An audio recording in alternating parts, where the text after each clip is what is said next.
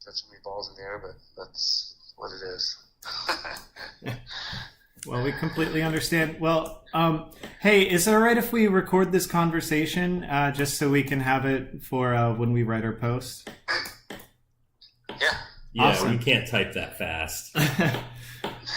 It would be really awesome, and that way it would already be transcribed if we could. But just to give you a little background, this is Miles that you're talking to, and we've also got Jonathan here as well, who also, we work on Plan, Design, Explore together. We just launched our project about a month and a half ago now. I don't know if you've gotten the chance to look over our website or anything yet, but essentially what our focus is on design in higher density construction around Portland along the premise of it's not if we grow, it's how we grow. So essentially what we are looking to do is find exemplary models, both historical and contemporary, of well-made higher density construction that fits well into the urban fabric of Portland and well into the character of our neighborhoods. And well, we came across Creston Lofts on one of our walkarounds, and we think that it does a really excellent job of that for a number of reasons. And we wanted to get a hold of you and ask a little bit more about how we got there. Any more to... Yeah, sure. No, Hey, what's your website? I'll pull it up while I'm talking to you. Yeah, it's plandesignexplore.com, and that's explore with an X, so PDX essentially. Plan, Design, Explore. On you can send a Facebook? link. We're on there. We're also on Facebook, yeah, and I can Send email the you link. the link really quickly too. Send me the link real quick. I'm Yeah. trying to type with one hand and hold the phone. It's kind of funny. Yeah, that's hard.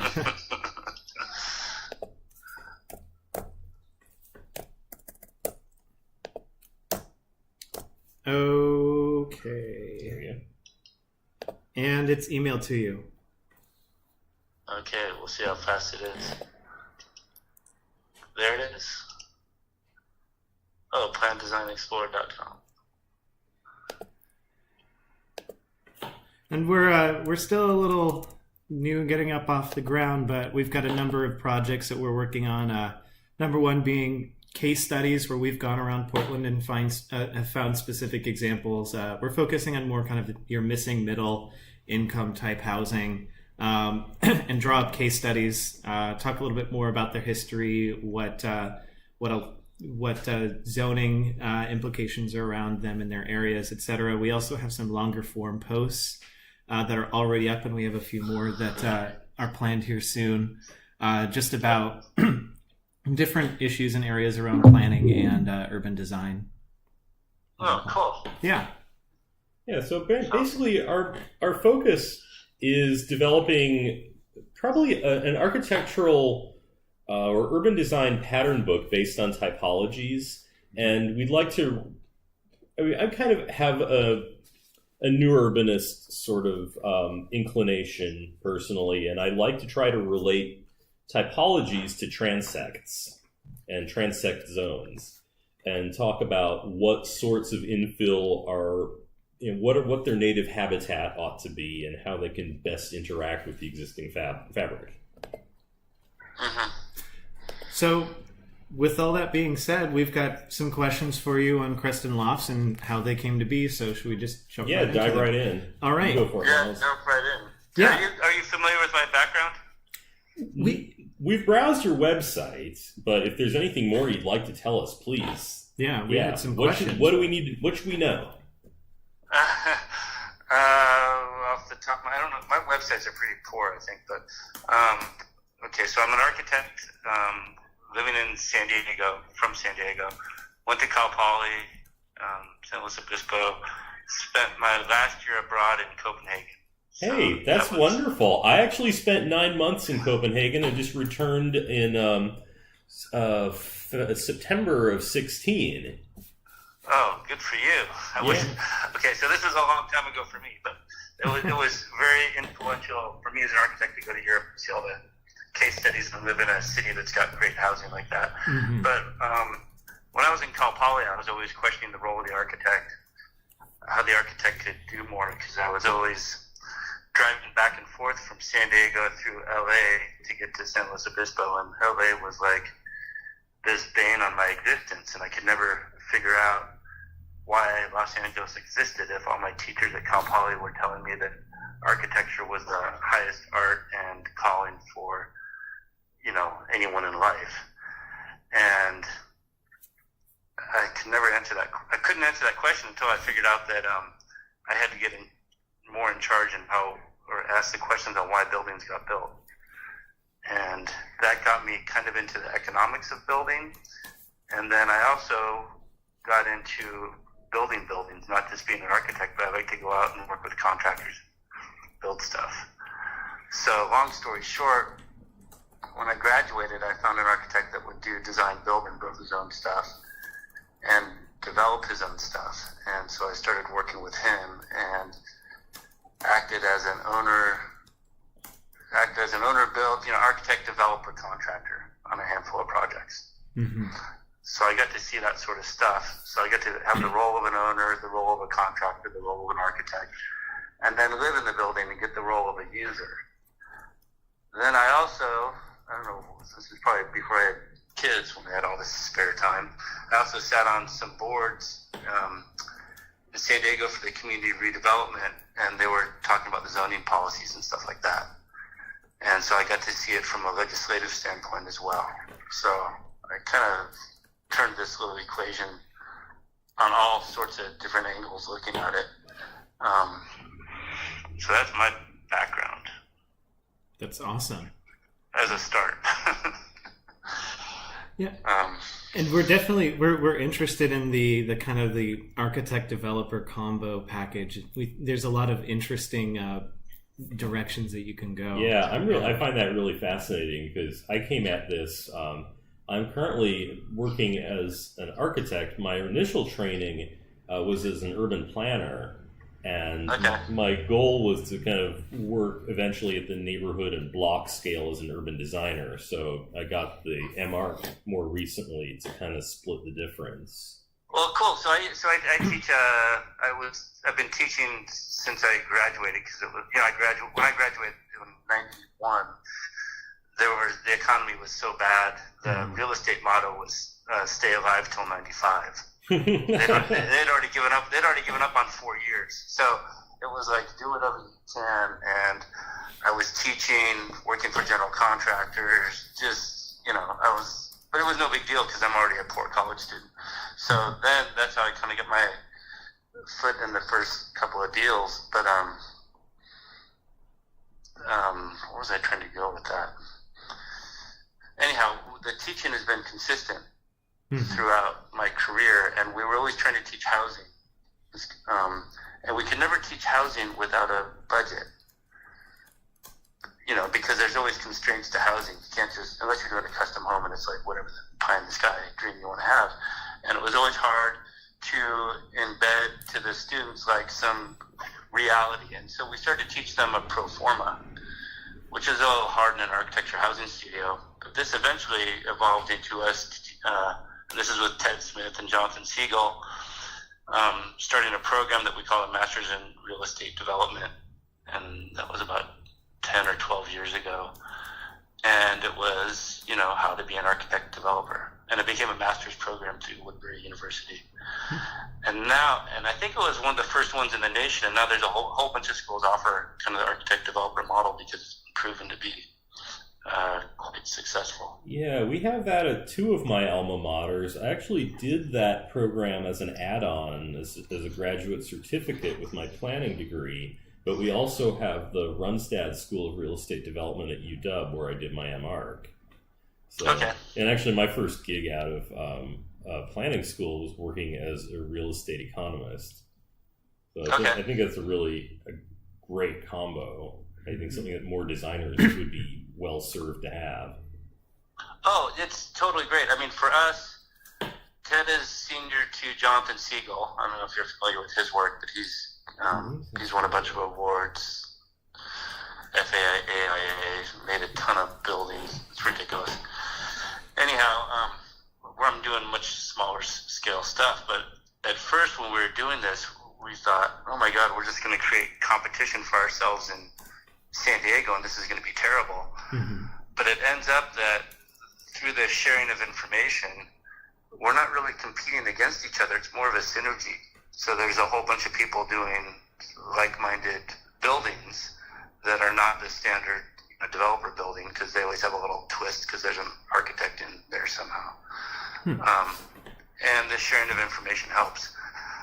But down here, our big battle is this building department and zoning that is just ridiculous. And one of the things I got to say is that when I was on the redevelopment board for the Center City, which was the planning department for downtown, that's when I started to work on Creston, and I read the zoning document in Portland, and I was like, oh my God, you guys in San Diego are so myopic. You have this Byzantine, zoning document that contradicts itself, and nobody knows what it means. And as a result, nobody can build any housing. And up in Portland, you have this very concise, form-based zoning, which is so clear to everyone that it makes it really easy to plan and develop projects. And I was trying to get them to incorporate some of the form-based zoning that Portland has, but, Well, that partially answers one of our future questions that we had on our list here, which is why Portland, since you're based in San Diego? I have a good friend from Portland that was living down in San Diego, and he was a metalsmith that turned into a general contractor, and he moved back to Portland. And when he was down here, he was like, let's do a project together. And we actually bought a piece of property together, and it was on a fault line. Whoa. And so he had to sell it. And then he moved back up to Portland, and but we kept the conversation going. And he bought a property up in Northwest. It's kind of an industrial property, and he asked me to check out the zoning to see if he could do anything on it. And when I read the zoning, I was like, oh my God, you don't want to do it there, but there's so many great areas in the city, because I came up and I had visited a handful of times, and I kind of just said, you find a property that's zoned like XYZ, and we'll do something. And he had gotten his general contractor's license at that point, and then he found something, and we started to work together on it. So that's what brought me up to Portland. But I found it very similar to Copenhagen in the weather and in the urbanism. So. Well, that's awesome. Yeah, I think it's a little warmer here. Yeah. Yeah. But it's that kind of never really raining, but kind of raining, drizzly kind of thing. Marine climate, yeah, for sure. Yeah. But the sensibility of all the bikes and everyone's bought into the urbanism also. Here in San Diego, everyone's complaining about, oh my God, there's no parking. But I really love all the new restaurants. But they think that development is bad because of the density. They're not seeing the benefits of the density yet. They're just seeing their parking spaces being lost. That's fair. Well, why don't we go ahead and jump into the rest of our questions then? So to bring it back around more specifically to Creston Lofts, could you tell us a little bit more about the project? What got it going? Help us understand its party a little more. Well, we bought the corner property first, and it had the zoning where there was no limitation on the floor area or the density. It just had the form-based zoning, and it was near to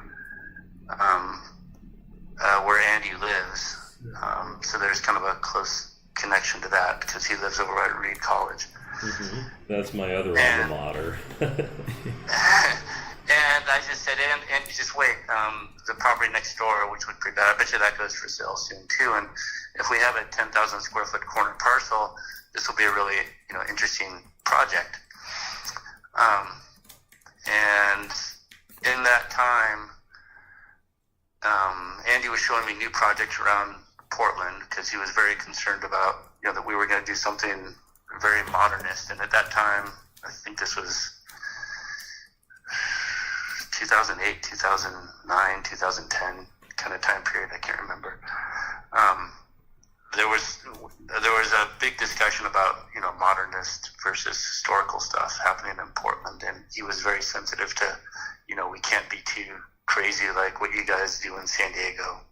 We have a little bit more looser rein on the aesthetics of buildings down here because there's more of a history of modernism, I think. And so he showed me all these projects, and the design of Creston was actually kind of a critique of some of the projects that I saw with the form-based zoning, where a lot of projects would just max out what they could do just because they could. And what I didn't like was when you have the form-based zoning and then it transitions into a neighborhood, there was no transition. It was oftentimes a big blank wall, or, the scale wouldn't fit. And since this was going to be the first project in that intersection, I was trying to figure out a way to kind of mitigate it into the neighborhood, and a campus of 3 buildings seemed like a more appropriate way to kind of soften the transition into the neighborhood. And it also allowed me to develop deeper into the block, because a full coverage building with double loaded corridors would not allow for cross ventilation and a lot of light and stuff like that. So I was trying to figure out a bunch of what I call single loaded buildings where there's not a hallway or a corridor or something like that. Yeah, actually, that's one of the things that struck me the most about Copenhagen. And I'm thinking that's probably what you had in mind, is the fact that there, I don't think you're allowed to do double loaded corridor buildings. So all the perimeter blocks are actually, they look fairly massive, but they're through units, so at least 2 window walls. Yeah, so there's a lot of courtyard projects. We didn't have the scale for that, but this also goes back to the developer portion, where when you're the developer, you don't want to build anything wasteful, I guess. So what I was trying to avoid was, if I don't, you don't want to build infrastructure that you can't rent. So no elevators, no hallways, no corridors, no lobbies. And when you take that out of the equation and everything you build is rentable, you might be building to less density, but it's a more efficient building. So that was kind of the attitude. If I build with lobbies, elevators, corridors, it might be, that might take up 20% of the building. And even though I have a bigger building, I borrow more money, I gross more money. It's not as efficient, so it's not as profitable. So it's kind of that attitude also. Yeah, we've seen a handful of projects that seem to do that. Another one that we really liked, called the Moranti Lofts by Holst Architects. What we're seeing there, and I'm assuming is what's happening on Creston Lofts, is that they have no elevator, and it's a 4-story building, so you have townhome units on the upper floor. So you enter on the 3rd floor and you take an internal stair to the 4th where your bedrooms are. Is that pretty similar to what you're doing? Yes, I've done a number of projects down here in San Diego, and there's, ideally you want everyone to not have an elevator and walk around the property, because as a developer, I'm not paying for the maintenance and the cost of the elevator, but and the other urbanist standpoint is, if people are walking around the property, those are the eyes and ears on the street that make it more secure. And that's how you get to know your neighbors, and the property becomes more safe and more vibrant, and you build more of a community. And I've done buildings where there are elevators, and the tenants don't know each other from one end to the other, or one floor to the other. And it's a totally different vibe of the building, I guess. So this gets to me, there's building types, and it's like, if you're going to get to elevators and corridors, it's a bigger scale, and then you have to really pay attention to how do you break down the scale and make it more of a community. But for Creston, it was, we had a 30-foot height limit, so we're kind of pressing up against, it's either 2 or 3 stories, you're kind of against that. The deep lot, I wanted to make sure that we could develop into the interior of the lot as well. And there's a transition to the east, where there was a building, to kind of to the south, where it was going back into 2-story and 1-story houses and stuff like that. Yeah, I noticed you had a really large, I think it's a Japanese maple or something mid-block. I'm assuming that's a holdover from what was on the site before you built this. Exactly. Yeah, that was there. So the house had a big tree in the back, and we just decided to preserve the tree. Could we develop the property around the tree? And you could always plant a tree, but that was such a nice tree that that's the kind of thing you can do when you're the designer and the owner. You can make decisions like that and then work around it. Instead, usually the architect gets the mantra from the developer. It's like, I need X number of units no matter what, and then you're kind of screwed. So part of the architect-developer thing is the person that decides the program is the one in power.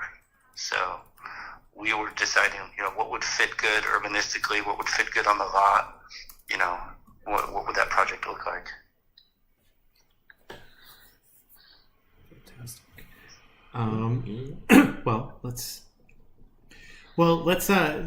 rolling. Oh yeah. So about that, I guess we've walked around this property a lot. We've taken a lot of photos, but we're having a little bit of a difficult time parsing what the internal partie is. It's a very complex division of space, and I would love it if you could share plans and sections with us so we could better understand how all the units are Tetris together in there. We probably spend a little time talking about that in our post as well. Yeah, we would love to. Oh yeah, I can show you with some stuff. So there's 3 different buildings, and they each have a different attitude. Well, I like very site specific buildings projects, whether I'm doing it in my private practice with houses, or even on some of the other projects I've done. I really believe that each orientation of a building, of a unit, is unique unto itself.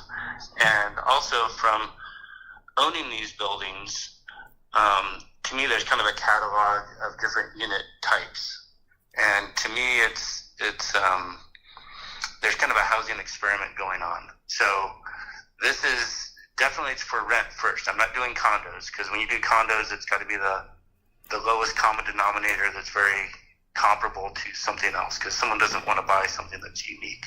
But when you're making rental properties, you can make a very unique floor plan, and sometimes that's what makes it rent, because it's a one-of-a-kind unit in a city, and someone's going to say, oh my God, I'm the only person that has this giant window that pivots, or I'm the only person that has this really cool layout, or something like that. So I try to embed the units with this kind of drama, or taking advantage of whatever its orientation is. And so each of the buildings is kind of addressing that condition. The building on the east is these are kind of like townhouses, but they're walk-ups. So you walk up. It's a three-story building, and there's a little juice bar on the ground floor, and then 2 studios on the ground floor. But the second and third floor, you walk up, and I put the bedrooms on the second floor. So I call them upside down master. 2-bedroom, 2-bath, upside down master is what I call it. So the bedrooms are on the second floor, and then you go all the way upstairs, and the living room is on the top floor, because that's where the view is. Instead of having the living room on the second floor and the bedrooms with the view. So that one has a certain efficiency in that's very repetitive within the 3 units, but then each of the decks face a different direction. So one faces north, one faces west, and one faces south. That one also appeared to have some sort of a daylight basement kind of condition faced at the south end. What do you mean by daylight basement? So is that... I think you're thinking of the Belmont one. Miles? Oh, really? Okay, I was thinking of we walked around the end by the large maple tree, and it seemed as though there were some steps down to a large kind of glass area. That's a unit. That's a unit on the bottom. So that guy on the bottom has his own private patio. Oh, okay, and gotcha. By stepping down, he got a little bit extra height. So his bedroom is off of the ground floor. Right. I take great pains to, what do I say? There's a whole strategy for me on the ground floor, because that's always the weakness of any housing project. How do you get privacy on the ground floor? We've noticed that. Mm-hmm. Bedrooms are on the ground floor, and then people draw their blinds, and then you have these weird conditions. So I always try to get like a double high space, so there's always mezzanines or something like that on the ground floor. And that unit in the corner had a little bit more privacy, but I put a premium on private outdoor space, because that's not something that renters usually get. So it's an attitude. There's an attitude of affordability. You want to build. Let's see. My attitude towards affordability is sort of like this. You want to build it as small as you can, but you want it to appear as large as possible. And in order to appear as large as possible, you want to connect it to outdoor spaces. There's a myriad of health benefits that come along with that as well. Yeah. But if you ask tenants what they want the moon and the stars. They want 2 parking spaces. They want closets. They want this, that, and the other. And it's like, well, yeah, but then your rent's going to be so high. So you're trying to, you're doing this balancing act of, I want to give them a lot, but I want it not to cost too much. So what I try to get them is dramatic spaces. So that usually comes into like tall ceilings, big windows, a connection to the outdoors, stuff like that.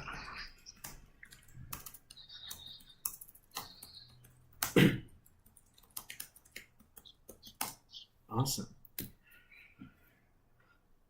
Let's see. We had a few more design questions left.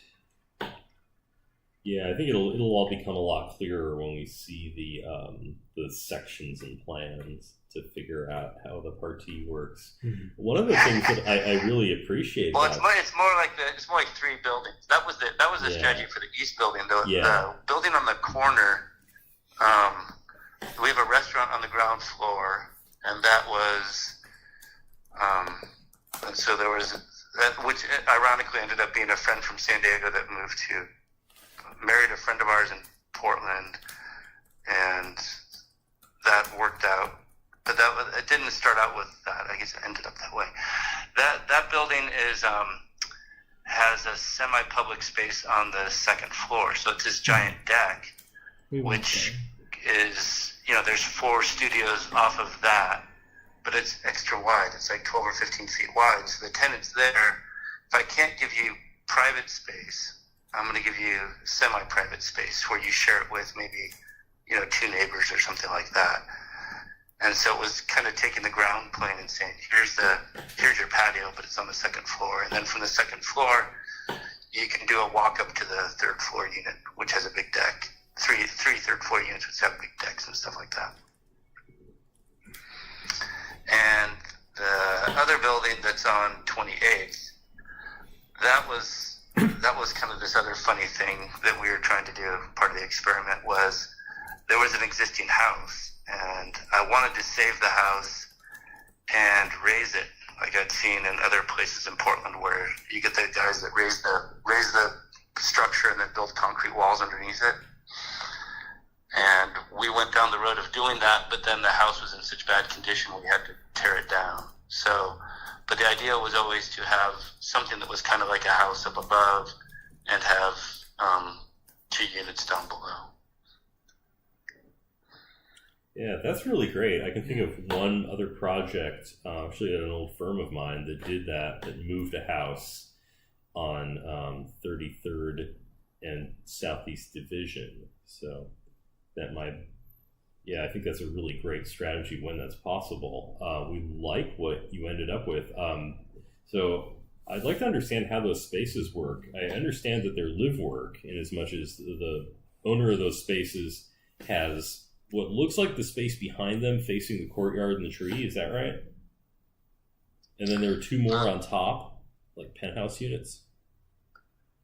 Yeah, so there's 2 units up above, and then there's 2 units down below. I think the manager has a barber shop down there or something like that. Right, yeah, we met his employee, and he told us a little bit about it. So he's the manager of it, and before we get too far down the road, my friend that's the other,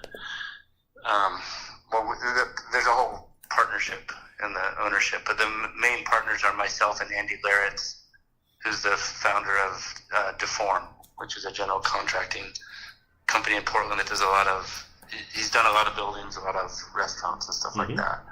But he was a key component of it. I mean, finding the property, giving me the latitude to do what I want, and then, building it excellently and, managing it and making sure that, or inspiring me to, take care of all the edges and stuff like that so that it fit well and,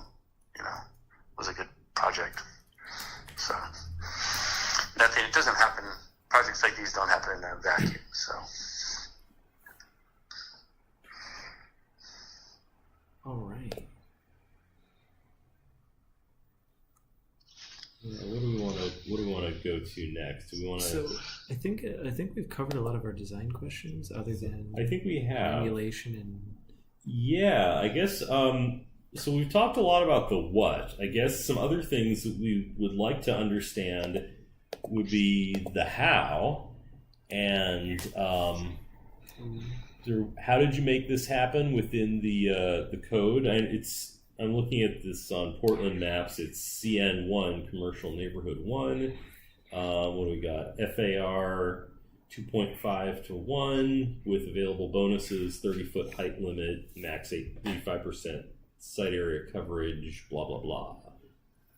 Is this the zoning that it had when you did the project? I think so. Okay. Yeah, I mean, an FAR of 2.5 would be. I don't even think we're close to that. And the biggest thing was just the height limit. Mm-hmm. Trying to get in 3 stories under 30 feet is always a little bit of a challenge. Yeah. So what? Speaking of the height limits, what were some of the other potential, or what were some of the other challenges, regulatory challenges and hurdles that you had to overcome? Oh, Miles, if I may, one more thing first about the height. So. Yeah. I mean, the projects I've worked on in residential floors, we typically do like 10-foot floor to floor, but those are usually podium buildings. Is this a podium, or is it all type 5A? It's type 5A. Yeah, it's all wood. It's all wood frame. Okay, so. That's interesting. Including the and how do you get the required separation from the commercial space and the residential? Just a lot of layers of gypboard.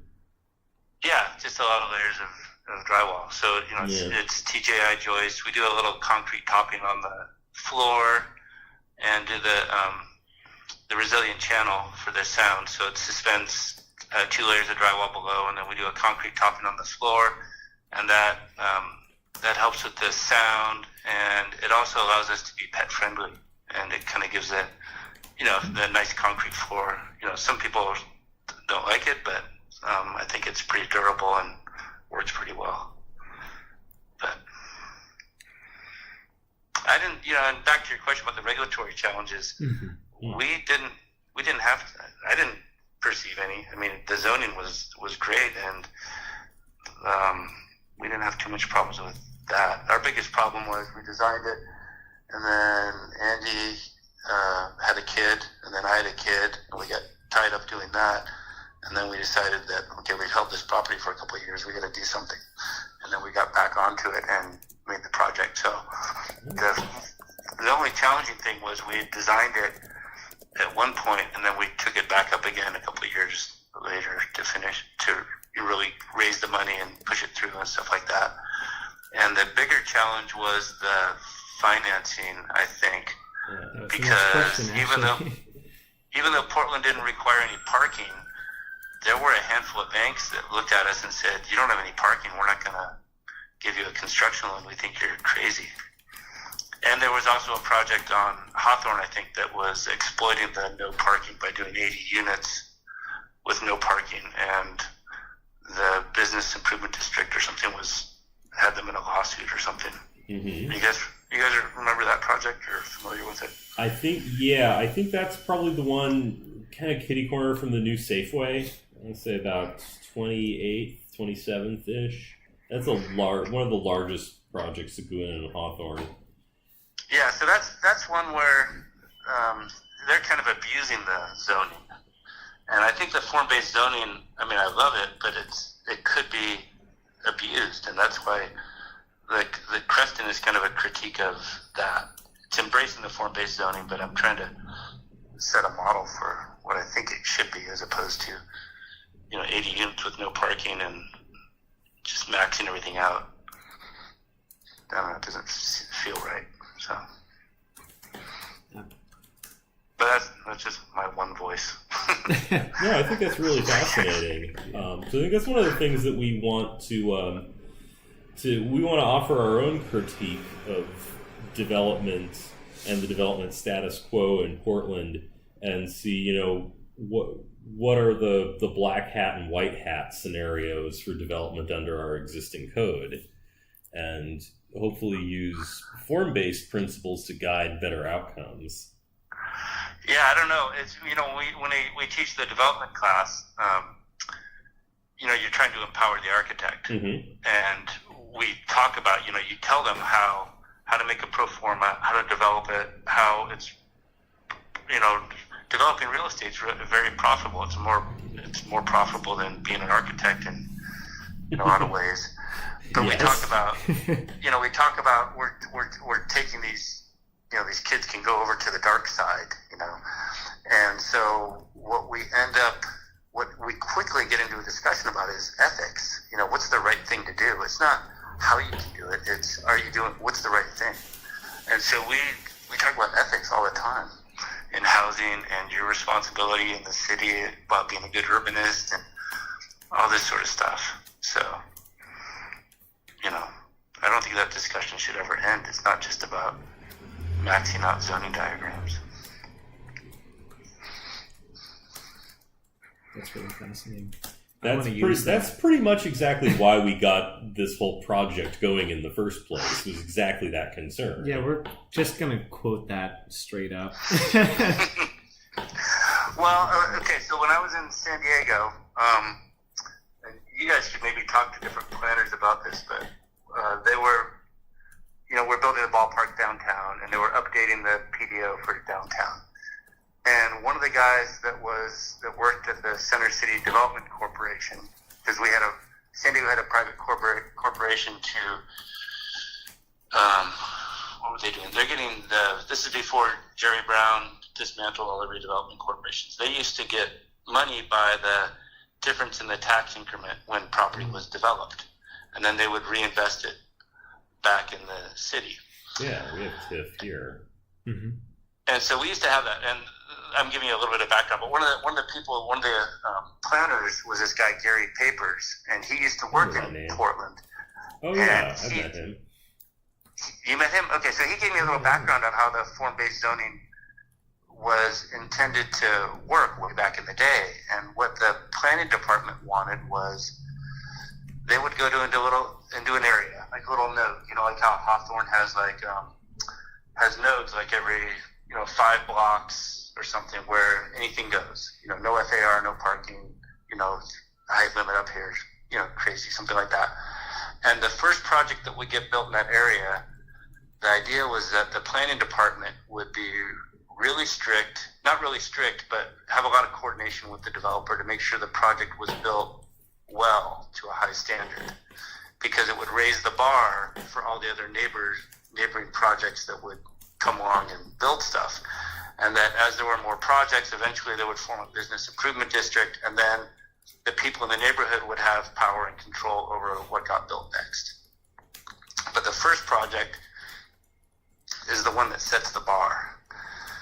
And maybe things started to move too fast at this point because, things are really getting built everywhere. But I kind of took that to heart when we did the Creston project and said, we've got this zoning on a couple other different blocks, and I want to set the bar pretty high so that make sure that the neighbors, whoever gets built next to me, no one does a crappy job. They gotta build something nice, or they're gonna rent for less than my project.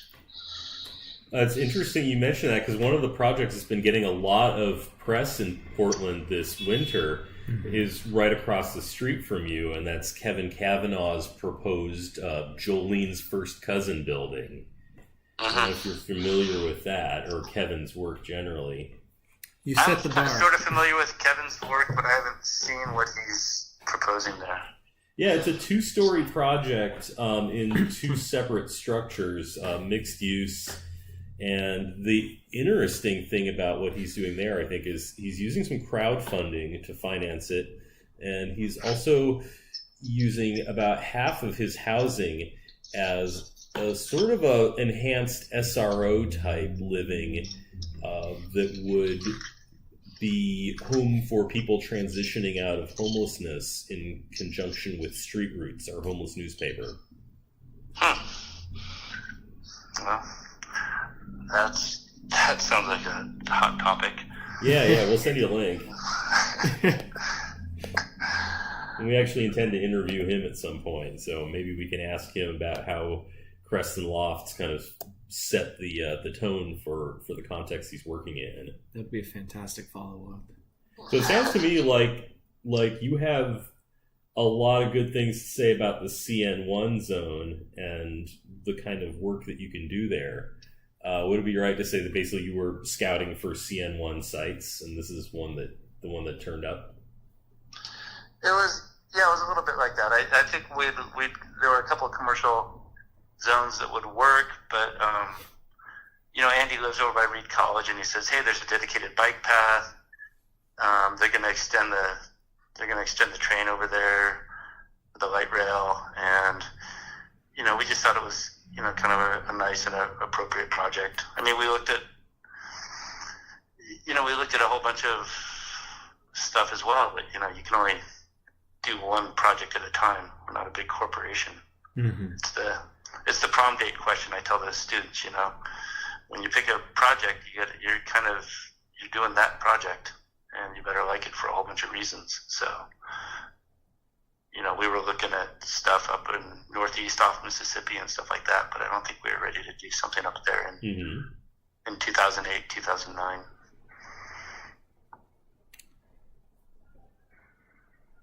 All right. So let's talk a little bit more about the financing of this project. Yeah. That's, I think, a really interesting thing, especially for our concerns with replicability. We'd like to understand how the deal was structured. Mm-hmm. You had a difficult time with banks. Where were you able to find financing? We got financing through M&T Bank, and it wasn't Okay. that. It was mostly there was just funny that there was a couple local banks that didn't want to touch us because there was no parking more than anything else. But the deal, I have a very simple partnership where I try not to have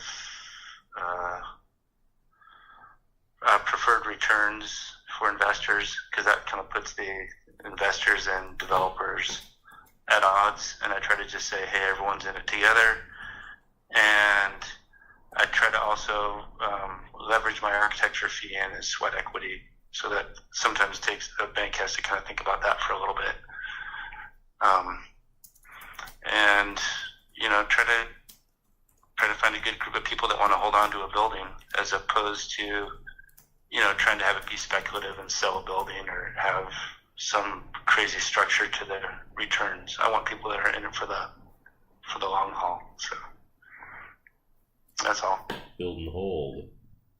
Mm-hmm. Yeah. Out of curiosity, what did this project end up costing per foot to construct? Oh, I can't remember. That's I can't remember when it was finished either. You'll have to email me that. Yeah. Okay. We Sure. could do Yeah, that. we can follow up. I'm just curious, 'cause I know we've seen a lot of really steep cost escalations just in the last 3 or 4 years. So I'm just wondering if that's a thing that could potentially jeopardize more projects like this. Well, it does, because it just gets dicier. People are afraid to take risks when the timing's an issue. So, because the price is going to go up, and of course rents are going up, so you're kind of chasing your tail there. But when the mantra is to build it as fast and as cheap as you can, I'm always kind of surprised when anything good gets built. So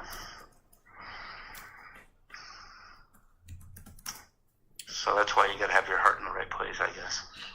Yeah. So, Well, with all that being said, all the challenges that come with designing and constructing anything new, what were some of the things that might have made the project easier to execute and easier to get done in the first place? What would have made it easier? After I did the 3 buildings, I swore never to do 3 buildings again, because it's an inordinate amount of exterior wall, and then it drove me nuts as an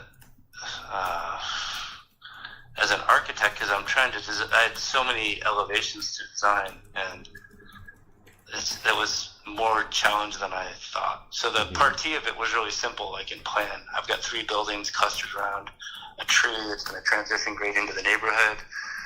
But then I was like, 12 elevations, and I hate doing elevations. I like all the figuring out kooky units and the section and all sorts of other stuff. So then I went back, and it was designed around the same time I did another building in San Diego that was 2 buildings. And I was just like, okay. So then the building after that, I was like, okay, I'm doing 1 building. I don't care what it is. It's going to be 1. I'm not going to do a campus of buildings again because it was a challenge. But it was kind of fun too. So I don't know. Yeah, what drove you into the direction of doing 3 separate buildings at campus? Or did we ask them? Yeah, we did. Oh, we did. We talked about the transition, myself. right? Yeah. Yeah. Sorry. Well, it was the low infrastructure building, and then just being able to occupy and activate the whole site. Okay. That was part of it. We'd done a similar project in San Diego where it was an entire city block designed by 5 different architects, and everyone did their own building, and it was really fun at that scale.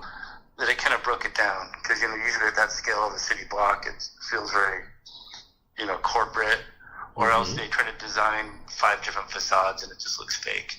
And so we did it with 5 different architects, and it was very genuine, heartfelt, and different buildings built by different people. And it was kind of cool. What project was that? We'd like to look that one up. Yeah. It's called the Lind Block, LIND, and it was the Little Italy neighborhood developers. We won the right or the competition to develop the block between 1995 and 98, and everyone kind of proposed different building types. Actually, there were some townhouses, there were some tax credit housing, there was a couple condos, and we did some artist lofts. And back at that time, it got a ton of publicity. And it's kind of the irony also. The redevelopment agency said, never again, because they had to deal with 5 developers. They were like, this took too much time, even though they're all on salary. And to a new point, they said it was too complicated because we were sharing services and utilities. We were giving easements back to each other so that we could have windows here and stuff like that. So we made this crazy parcel map. But in the end, it was very well received, and even to this day, we're still giving tours of the property to architecture students from Europe and stuff like that about this housing block that we made down in San Diego. We thought it would have a big impact in the neighborhood, but the economy took off so much that no one really paid attention to this fine-grained, medium-scale project that we did, because it was all type 5 buildings 50 feet tall. And, in the subsequent years, developers were building high rises, and they just blew right by. I really would love to get down there and see that. And I kind of wish I'd heard about this 2 years ago, because parcelization of a large block was my master's thesis for project in Seattle. At 106,000 square feet, I proposed breaking it into 6. Oh yeah, this is right up your alley. That's exactly what happened. So we have a 60,000 square foot block, and we broke it into.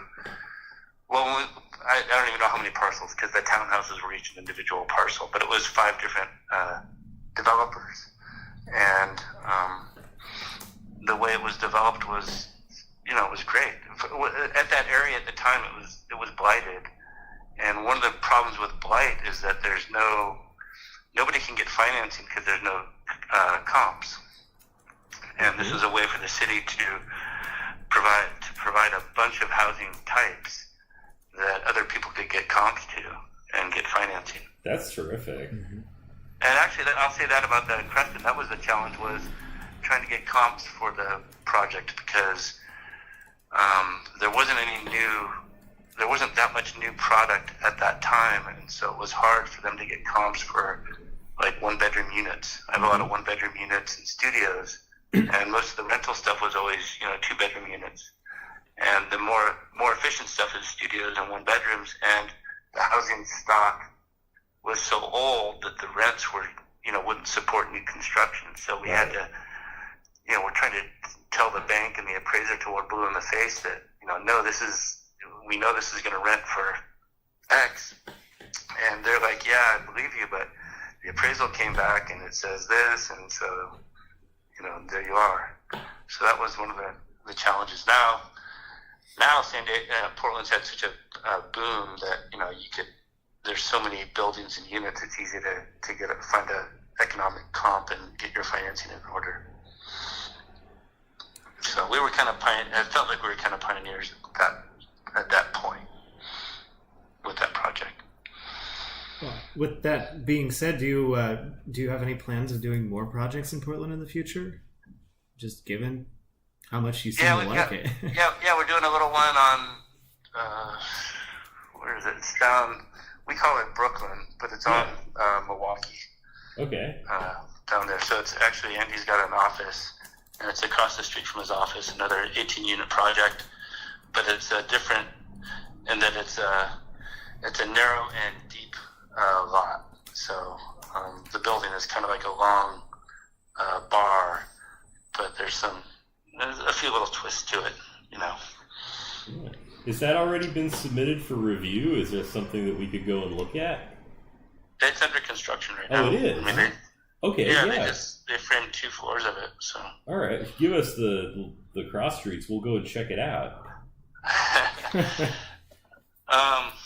Let me In southeast Milwaukee and Brooklyn, I'm thinking it's probably pretty close to Powell Boulevard. the address is 3539 Southeast Milwaukee Avenue. All right, we'll check that out. Yeah. And you should talk to, and then email me too. I'll introduce you to Andy, who's my partner. And he's got his office across the street, and he'll just laugh because, you know, he and I have been talking about. He's been working on my projects. We've known each other since the mid '90s. You know, Awesome. And so we've been talking about doing projects the whole time, and so this will be our second one together. But you know, our experience is so deep that we have like an elevated level of conversation, and to me it's endearing because it's like he's a general contractor. We can talk urbanism, you know. Terrific. So, yeah, we'd love to sit down with him. I don't know. Are you planning on being up in Portland anytime in the next quarter or so? yeah, I come up about every 2 or 3 months. So, All right. If you wouldn't mind, if you have any time next time you're in town, please drop us a note, and we'd love to get together. Yeah, we're planning on throwing up a podcast at some point too, because we do neighborhood walkarounds, and Jonathan has this really interesting historical background knowledge of many different neighborhoods around Portland. And what I've found is that, at least with the amount of information, the projects that we work on, there's a lot of room for us to make some content in terms of podcasting. So if we could potentially interview in the future when we have that up and running, it would still be another few months, but that would be awesome as well.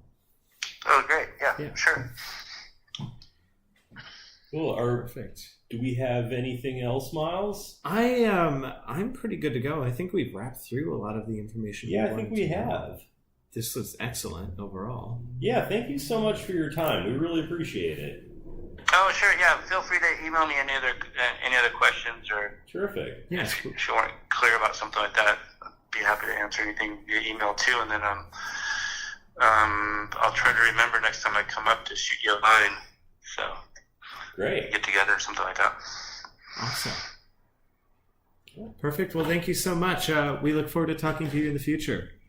Okay. And we'll Talk to send you later. the link to our post. We'll actually send you the post. Sure. Yeah, we'll send it to you before we put it up even. We're not an official publication, so Yeah. we can do things Okay. like that. Yeah. All right. Thanks Okay. for your time. Sounds great. All right. Thank you. Have a good one. All right. Bye-bye. Interesting.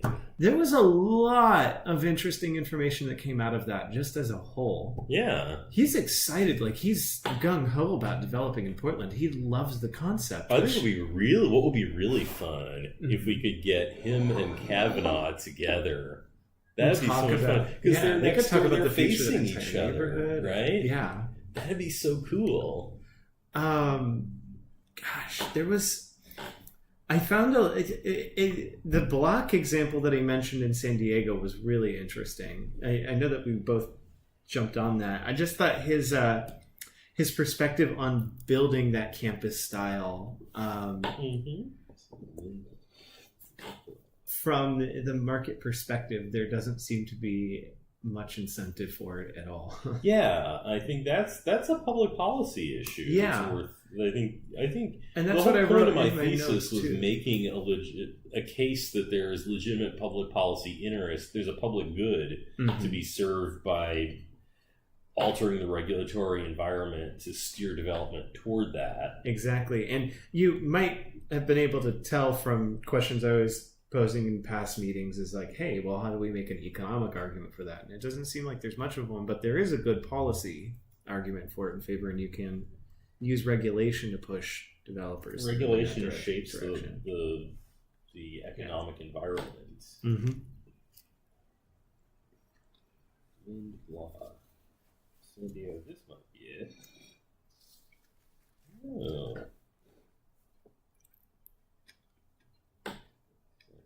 Tour Sunday out. Tours. There's a lot of good information out of this, though. This would be a great post. Here it is on the map. 1502 India Street, San Diego, 92101.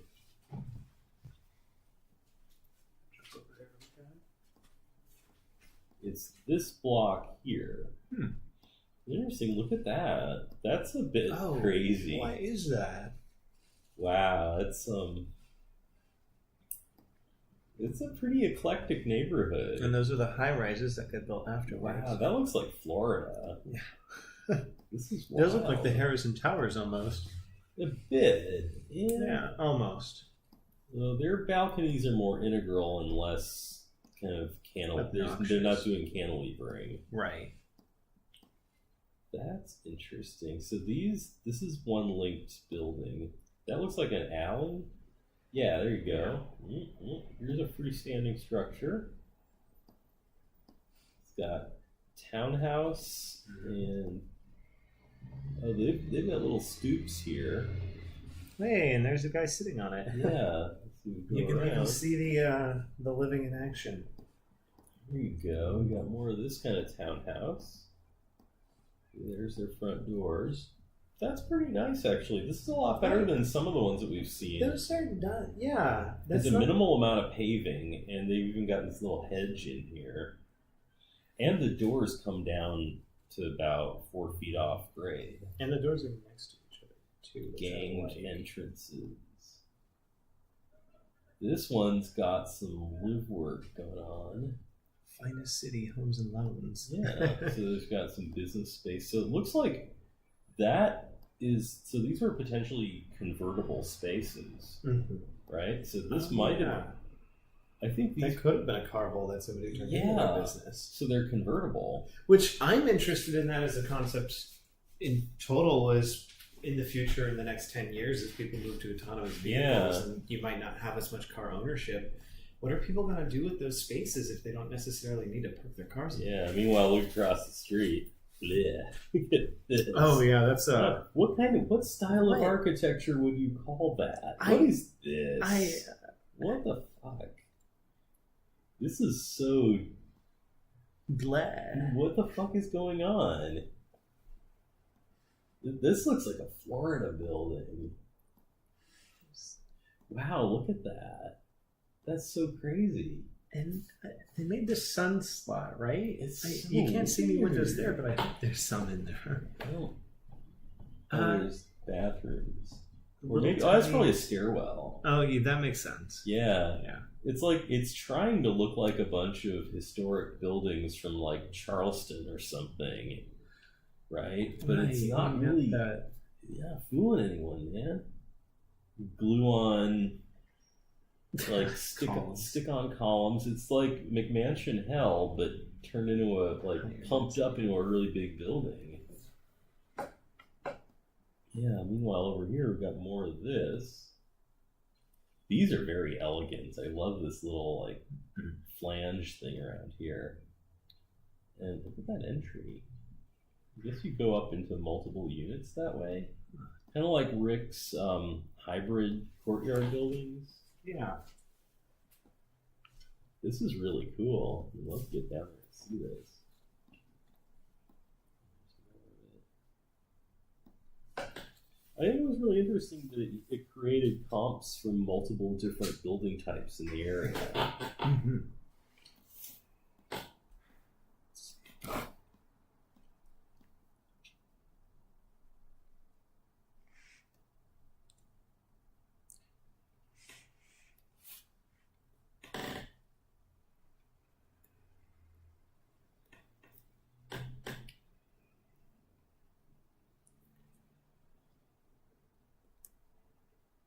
I